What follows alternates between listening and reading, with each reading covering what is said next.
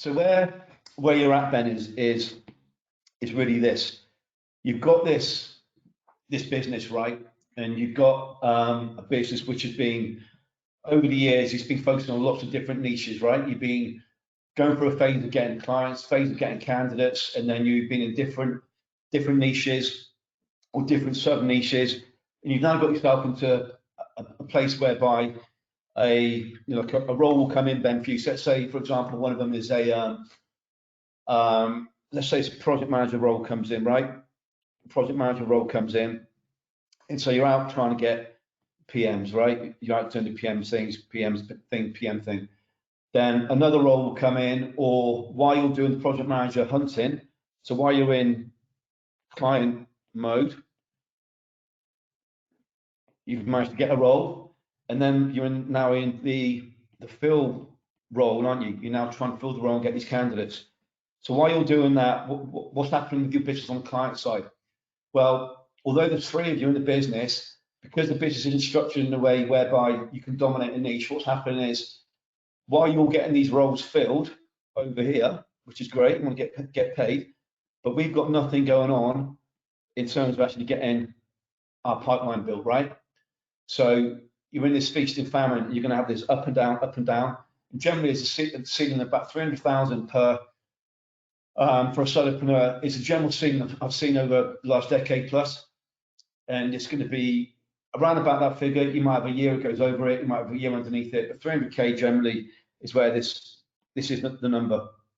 Of course, there are anomalies, different niches with different fees, right? But the problem you've got is you're always in client getting mode, then you're in candidate getting mode.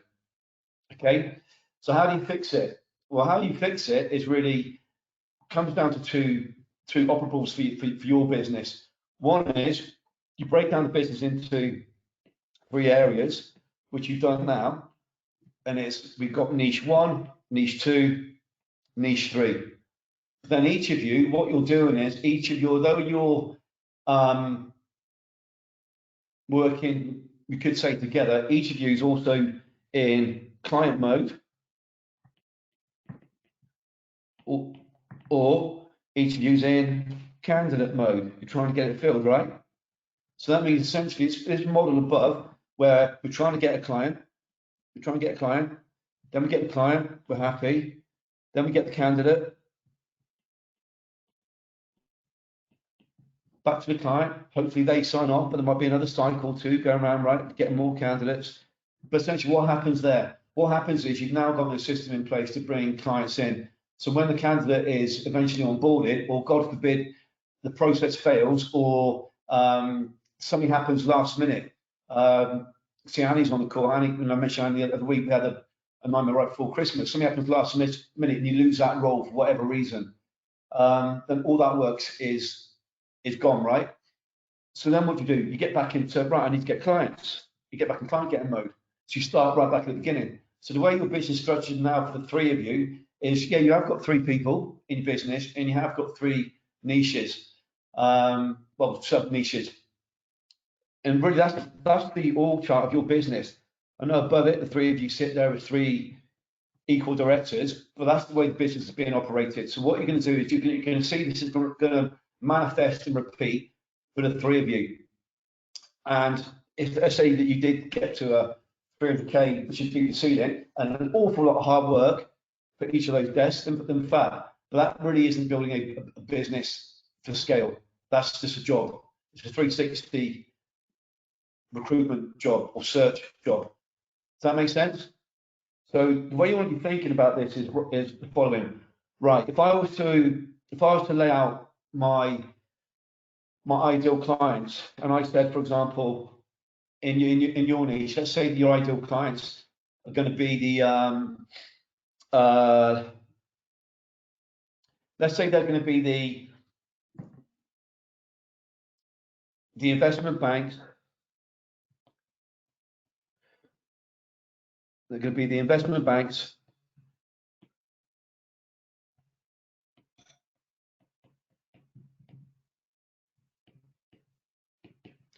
They're going to be those whereby we can ascertain the project. So we know what projects are in the bank, and we've done this already. So be the investment banks where they've got live or soon live projects in your sub niche. So I can't remember the exact type of what was the exact platform. Let's just keep it simple for now, right? Let's say it's Oracle, right? So we know that if we're looking at, let's say, Docklands, Canary Wharf, the Square Mile, there's X amount of investment banks, right? You've got that number now, so you've got that number, whatever the number's going to be. So let's say there's 1,000 organizations. Then with each organization, there are going to be 10 decision makers you can approach. So your market essentially is 10,000, your 10,000 potential ins, right, with the client. Now, what candidates do they want? What candidates do they want? Well, these guys consistently, they're placing PMOs, they're placing project managers, and they're placing team leaders, but in roles around software development lifecycle, aren't they? So it's going to be a team leader in requirements, a team leader in development, a team leader in system test, team leader in UAT test, team leader in operational release. See where we're going? So what you're doing now is you're getting a role in, and you're getting a role, and you're going to find that candidate. Now, if we did the same thing here, so right, how many PMOs are in those banks now? And so not the guys on job boards, but actually active now, great candidates, potential candidates. Let's say PMOs, let's say there's going to be 2,000 of them. Project managers, depending on the technology, let's say, well, again, some would be very specific, won't they? So let's say 3,000. We need to do research on this. Operational release, team leaders there, how many are going to be? Well, it's going to be a handful of them in comparison, probably. There might be just one per bank, so 1,000. How many requirements managers are there going to be, or leaders? Again, depends on the project. So if they've got multiple projects, it might be one per project, but you've got a very specific project, right? So let's say requirements, there might be 2,000. But you see what we're doing here? In dev, let's say it's 2,000. Tests to be system test. Yeah, there might be a general head of system test and there'll be project leaders underneath that. Let's say 1,000, or it could be up to 5,000 for those banks, right? And you've got UAT. What have we got straight away? Now we know we've got a market here, right, of 10,000 potential clients for you, right? So when you're in client getting mode, by the way, can everyone see my screen? Just give me a hell yeah in the chat box.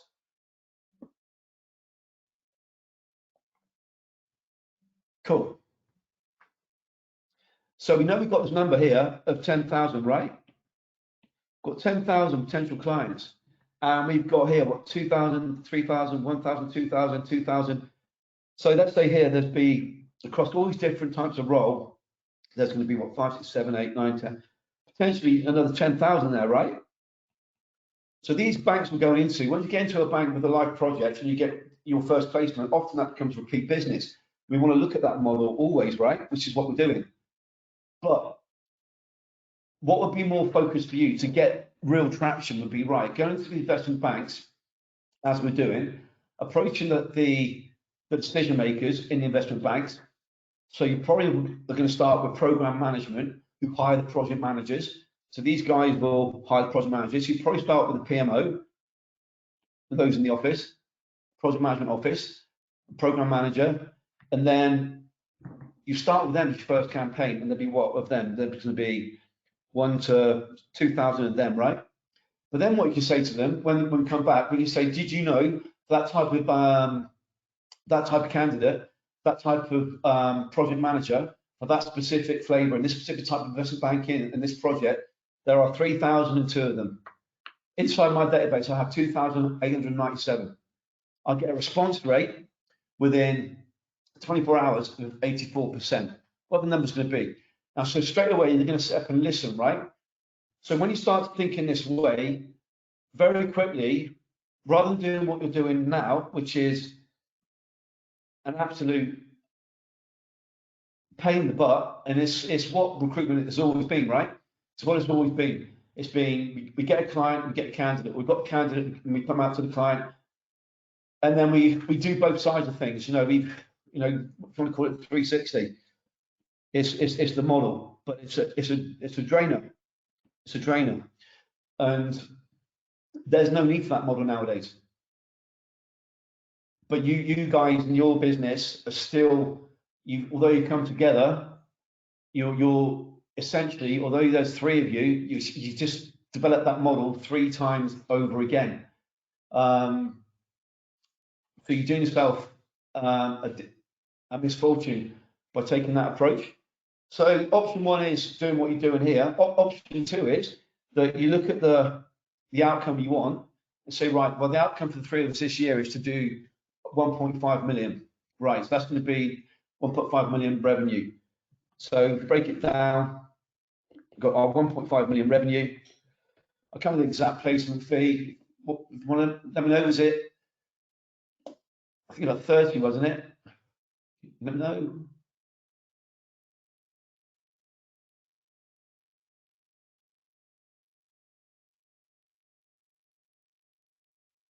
Yeah. So we're getting a 30k fee here. So 30k fee. So how many roles do we need? So, well, 10 is going to be 300. So we're going to times that by 5. So that's going to be 50 roles we need between the 3 of you. And at the minute, the effort you're going to be putting in for the 3 of you to get 50 roles, where essentially, so if you'll get in 17 roles each, that means that every single, well, twice, 1.5 times a month, you need to get a client and get a candidate. You're going to be in the cycle. Now, how much easier would it be if you had this? So, right, this is our niche. We've got all the clients. We've mapped out who the clients are. We've got the candidates. We know the top 5 candidates they're going to want. So for this first year, we know we get paid 30k per placement. We've got a track record of doing this, but we've been doing it for somebody else. But now you're running it in this manner. If you 3 think strategically, I'd be structuring your business in a way whereby, right, it's 3 of us, the outcome is a financial outcome. So your business, as you know from the sessions, leads, is conversion, delivery. So would it be better suited that the 3 of you have a conversation, right? Who takes ownership for leads, who takes ownership for conversion and delivery? And that's all 3 of you will be part of conversion clients. You've all got a specialist background, right? And also delivery with the candidates. You're talking to, pretty switched on candidates as well. For this leads bit, the minute all 3 of you you haven't got a process for that. And so if you did this, so client 1 is who, what the candidates they need, and then we get that data set built and get it into a campaign where literally you can go, right, I need clients, you can upload your number and you can click go. Or if you need candidates, same thing again. But it really takes a change of thinking. Is all right. So the first one is 1.5 mil. Okay, that's the first objective. 1.5 mil. If we're getting a 30k placement, that's going to be 50 placements, right? Between the 3 of you. So we've got 50 placements, right? Objectives from there. What do we need? Well, we need to get leads in. We need to convert the leads. We need to deliver the candidates, right? Objectives there. Now, what underpins those 3 objectives? 1.5 million, 30k to 50 placements, then leads, conversion, delivery. At this point here also is, if you look at what you guys are doing, and when you get into an investment bank and you get into these projects, when you get into one of these projects, you'll probably be one of 6 to 10 companies who have an in with that business or with that investment bank, and often this relationship between the program manager and the exec search company. But once you're in, very often it becomes 1 role becomes 2, becomes 3, becomes 4, becomes 5. Contracting becomes a thing. So I'd be really aware of what you guys are doing but also be aware of that if you're focusing on these clients, these investment banks, how can I make it really ultra niched for them, so they understand that we're the only ones who have mapped the investment banking market in the Square Mile, in the Docklands or Canary Wharf. These are the number of PMOs, these are the number of project managers, these are the number of requirements managers. It's a number. So we draw our software development life cycles. We did here, Paulie. We draw our SWD. You might draw an agile model. You might draw a waterfall model, depending on who you're talking to. A bit more old school, but then you can really talk the language. Then you can map these roles here, to each part of the life cycle, and they can see that you get the life cycle, see that you know how many are in each part of the life cycle. So that's going to help with conversion. But more importantly, what it will then do, it will open up to, right, these guys have got the first placement in. It's been a good placement. They've done this analysis and no one else we've never seen before. How about we try this? And that's where you'll find suddenly one role can go from 10. I was actually on a project years ago where my team went from me going in as a system tester to me being in charge of 75 people along with another person. And it just, these projects just grow. And I've seen it over the years. Before that, when I was investment banking in Nomura, Societe Generale, Casino, Reuters, it's a common occurrence. See, market, you know it, guys, but you set yourself up for a limit already here. You set yourself up to reach a ceiling.